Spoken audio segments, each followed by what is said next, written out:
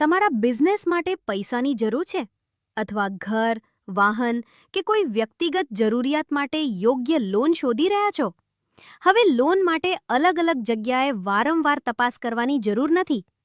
આરામ સે લોન સાથે વિવિધ લોન વિકલ્પોની માહિતી મેળવો અને તમારી જરૂરિયાત મુજબ યોગ્ય લોન પસંદ કરવામાં સરળતા મેળવો.